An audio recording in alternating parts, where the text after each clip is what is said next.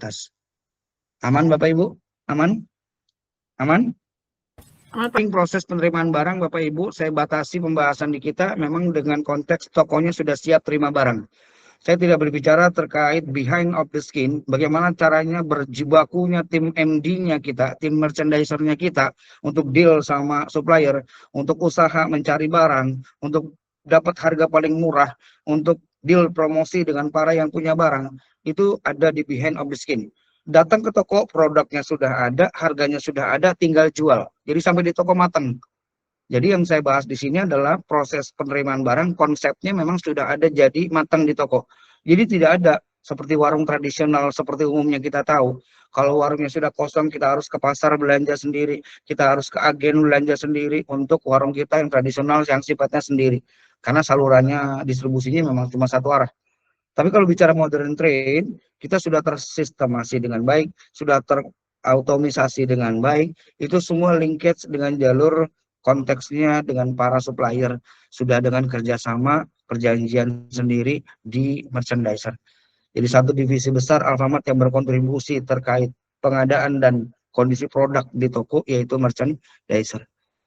Jadi tidak ada deal-dealan di toko, barang nggak ada. Mau jual apa, semua deal satu pintu di MD.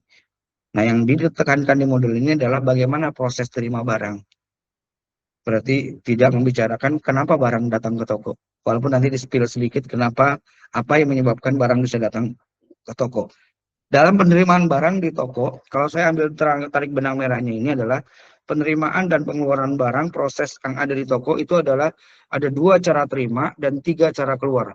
Jadi bagaimana cara menerima barang di toko itu ada dengan 2 cara, kemudian bagaimana barang yang di toko itu keluar itu dengan 3 cara.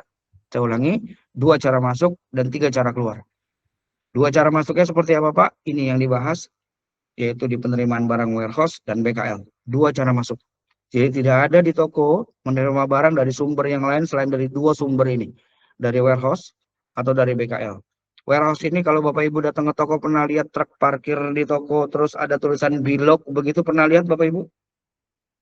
Bilog itu pernah lihat? Truk yang tulisannya bilog pernah lihat? Pernah. Nah, itu berarti dari warehouse. Dari warehouse yang kita pakai outsourcing karena memang sejak 2014-15 itu sudah pakai outsourcing. Dulu driver yang ada nganter barang itu karyawan Pak, Bu, punya nick sendiri dan segala macam. Tapi sejak 2014-15 kita pakai outsourcing, yang sekarang kerjasama tuh masih Bilog, yang memang kerjasama untuk melakukan pengantaran produk-produk ke toko-toko Alfamart. Jadi cuma dari situ. Yang kedua adalah dari BKL, barang kirim langsung. BKL itu barang kirim langsung. Jadi kalau ada barang datang ke toko, ada Walls, ada truk Walls parkir, ada truk dari Aqua itu datang, Aqua galon datang, itu memang yang diperkenankan untuk datang langsung dan kirim langsung ke toko. Di luar itu tidak ada barang masuk dari 2 cara itu aja. Kemudian yang terakhir bahasanya tentang input kardus online yang tadi saya spill juga, bahwa kardus tidak boleh dikelola di toko, harus dikembalikan.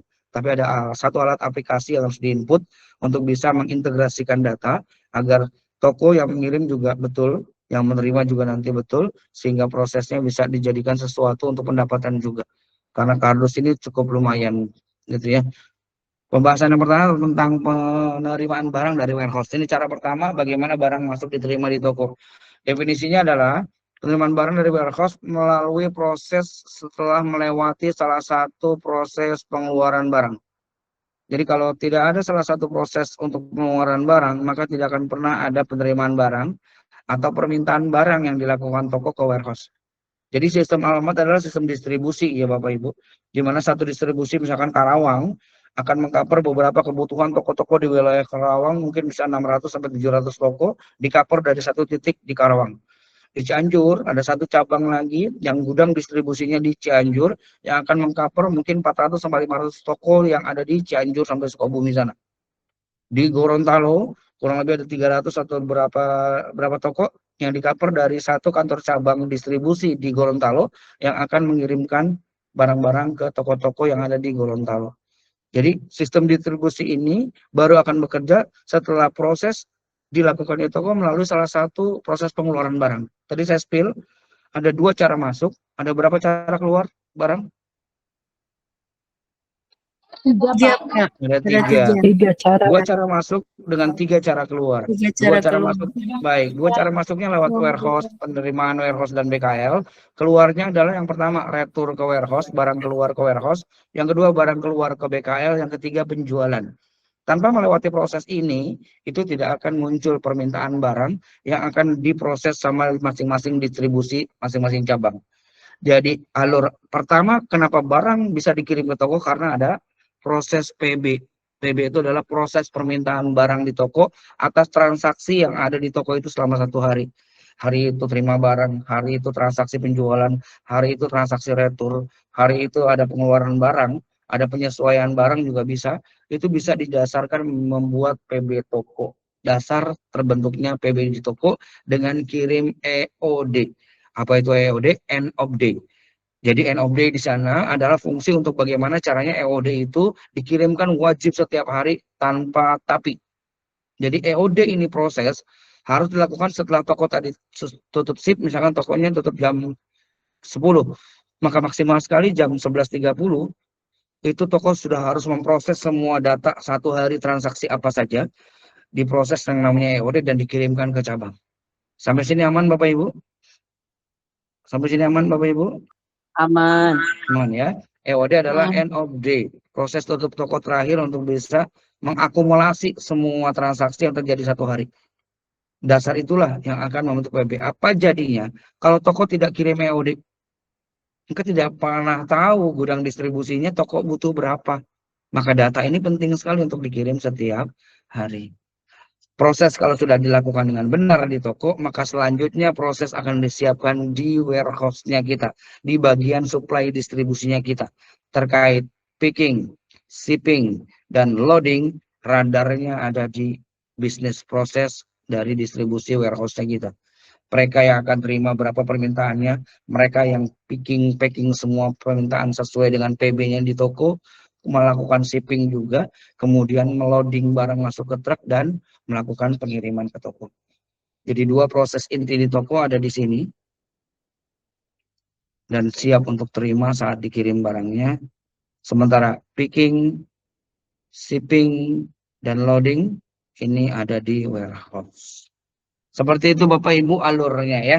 Jadi dasar kenapa barang bisa ditaruh di toko atau dikirim atau tidak tergantung dari PB toko yang dikirim melalui EOD. Saya lanjut. Oke. Standar penerimaan barang. Saat terima barang siapkan dulu mobil parkir untuk bisa parkir gitu ya. Motornya dirapikan dulu.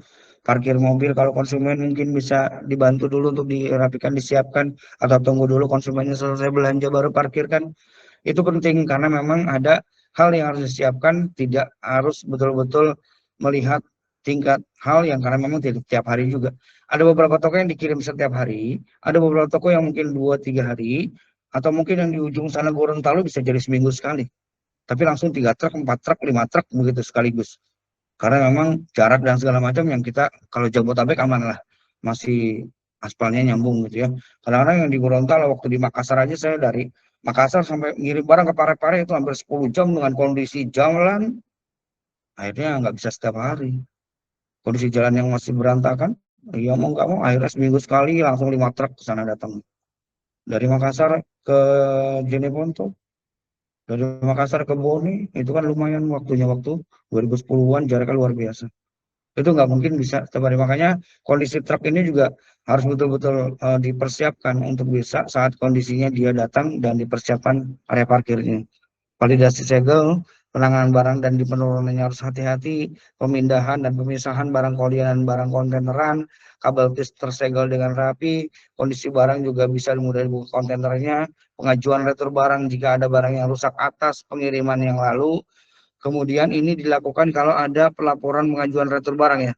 Jadi kalau ada barang rusak atas pengiriman yang lalu, boleh dilakukan retur atau pengiriman barang dikembalikan ke warehouse di pengiriman selanjutnya.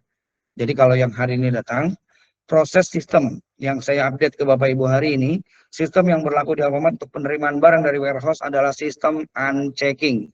Sistem apa namanya Bapak Ibu? Sistem apa? Unchecking. Maksudnya bagaimana unchecking, Pak? Unchecking itu adalah tidak perlu seperti dulu kalau saya cerita. Dulu itu datang barang pakai faktur.